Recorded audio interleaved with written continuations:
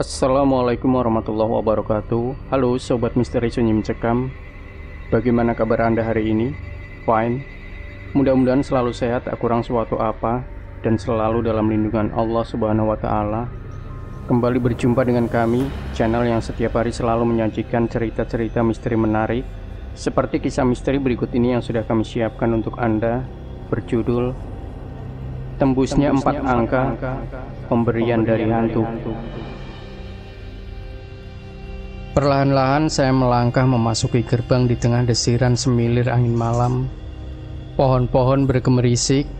Setelah itu sunyi, hanya terdengar suara jangkrik yang bersaut-sautan. Malam ini harus saya lakukan atau tidak sama sekali. Disinilah saya di kampung Vietnam, daerah Galang Batam, sendirian berjalan menelusuri bangunan-bangunan reok di tengah malam. Bulan purnama bersinar terang. Menurut penanggalan Tionghoa, hari itu adalah tanggal 15, dan malam itu bukanlah malam biasa menurut penanggalan mereka, sebab malam itu adalah bulan 7 tanggal 15. Saya menelusuri jalan setapak, tidak ada orang sama sekali. Lampu yang dinyalakan juga minim. Untunglah cahaya bulan cukup untuk menerangkan jalan. Saya melewati bangunan barak yang sudah hampir roboh itu, dalamnya gelap gulita. Jendela-jendela tetap terbuka, tetapi tidak bisa saya melihat apapun di dalam sana. Tetapi saya juga bersyukur tidak bisa melihat apa-apa di dalam sana. Menurut kepercayaan Tionghoa, bulan 7 merupakan saatnya pintu di akhirat terbuka lebar. Seluruh arwah-arwah yang selama ini terkurung di neraka bisa kembali ke dunia manusia. Mereka bebas berkelana. Jadi mereka memanfaatkan momen ini untuk kembali ke keluarganya. Namun ada arwah yang kurang beruntung, keluarganya sudah tidak mengakuinya atau tidak menyembayanginya lagi. Dari semua jenis arwah, arwah-arwah inilah yang paling kasihan. Itulah sebabnya pada bulan 7, orang Tionghoa membakar kertas dan menyediakan sesajian, bukan hanya untuk anggota keluarga mereka yang meninggal, tetapi juga untuk arwah-arwah yang terlantar ini, dengan harapan jika sudah tidak kelaparan, mereka tidak akan mengganggu manusia-manusia. Gerbang neraka terbuka paling lebar pada hari itu. Oleh karena itulah, puncak sembahyang juga dilakukan hari itu. Namun saya berada di bekas camp Vietnam, bukan untuk sembahyang saya ke situ. Teringat lagi teman saya Aseng, rekan satu pabrik saya. Dia sempat memamerkan ponsel terbarunya. Ternyata dapat rezeki nomplok dia. Saya yang sedang membutuhkan uang karena sebentar lagi istri melahirkan, ingin sekali tahu apa yang dia lakukan. Saya sudah pasrah. Saya tidak tahu harus kemana lagi. Oleh karena itu saya pun mengejar apa yang sebetulnya dia lakukan. Bagaimana caranya mendapat uang sebanyak itu? Awalnya dia enggan membeberkannya. Jangan, kamu tidak mungkin mau melakukannya. Tetapi saya mendesak dia terus. Saya membutuhkan uang. Selama uang yang didapatkan bukan kejahatan, saya akan lakukan. Akhirnya dia pun bersedia mengungkapkannya. Sebenarnya gampang, asal kamu cukup berani aja. Caranya minta 4 angka dari hantu. Jadi saya sengaja mengunjungi ke kuburan yang ada di kampung Vietnam. Aseng 2 minggu lalu meminta angka togel di sini, dan angka itu ternyata buka di urutan kedua. Bayangkan, urutan kedua. Suasana di pekuburan jauh lebih angker dibandingkan komplek pemukiman tadi. Tidak apa-apa demi istri dan calon anak pertama, saya harus melakukannya. Saya mulai menata sesajian. Sengaja saya membeli buah, daging, nasi, dan bir. Makanan yang bahkan tidak sering saya makan. Lalu saya tancapkan 2 lilin, membakar 4 batang dupa.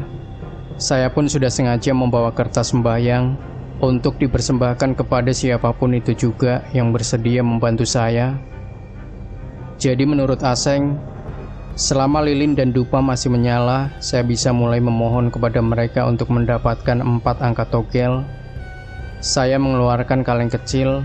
Di dalamnya sudah berisi gulungan-gulungan kertas berisi angka 0 sampai 9. Sambil memejamkan mata, saya dalam hati memohon dengan tulus, inilah sesajian yang saya sediakan. Mohon kesediaan saudara berkenan membantu saya. Berikanlah 4 angka. Setelah itu saya mulai mengocok kaleng. Tiba-tiba keluar satu gulungan angka 5. Saya mencatatnya, kemudian memasukkan gulungan kertas ke dalam dan kocok lagi.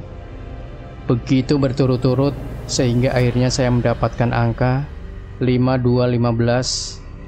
Ya, angka 5215. Semoga angka ini bisa membantu saya. Selama membakar kertas sembahyang, saya mencium bau-bauan melati. Tidak seharusnya ada bau ini, pikirku. Tetapi saya sudah diajarkan bahwa jangan berkomentar apa-apa ketika mencium bau wewangian di tempat yang tidak wajar. Setelah itu tidak ada insiden apa-apa lagi. Saya pun beres-beres, membiarkan sesajian di sana dan pulang. 5215. Angka 5215 muncul di urutan pertama. Saya hampir tidak mempercayai mata saya sendiri. Angka ini muncul di angka pertama. Saya kaya. Saya kaya. Dengan uang sebanyak itu, saya tidak hanya bisa mengirim istri ke rumah sakit yang lebih baik untuk bersalin, bahkan kami bisa memulai usaha kecil-kecilan. Ya, ini merupakan perubahan nasib saya. Saya pasti bisa mengubahnya. Hari itu tanggal 5 Februari, seharusnya ini merupakan hari ulang tahun anak pertama saya. Tetapi ternyata nasib berkata lain. Istri saya mengalami keguguran. Bayi kami ternyata terserang virus toksoplasma dan sebagian besar organnya sudah rusak. Wujudnya sudah sangat buruk. Saya belum berani memberitahu istri saya. Dia masih istirahat di rumah sakit. Tidak apa-apa, selama istri masih sehat, kita bisa berusaha lagi. Mungkin nasib akan berubah. Setidaknya sekarang kehidupan kami agak mapan. Saya duduk sendirian di rumah. Entah mengapa semenjak beberapa hari ini, di ruang tamu selalu tercium bau melati. Tapi, itu tidak penting. Saya harus menjemput istri saya besok pagi dari rumah sakit. Lebih baik segera tidur dan membayangkan sesuatu yang indah. Demikian Sobat Misteri Sunyi Mencekam. Jangan lupa berikan komentar Anda, like, share video ini, subscribe channel Sunyi Mencekam, dan kembali nantikan cerita-cerita misteri terbaru dari kami. Wassalamualaikum warahmatullahi wabarakatuh.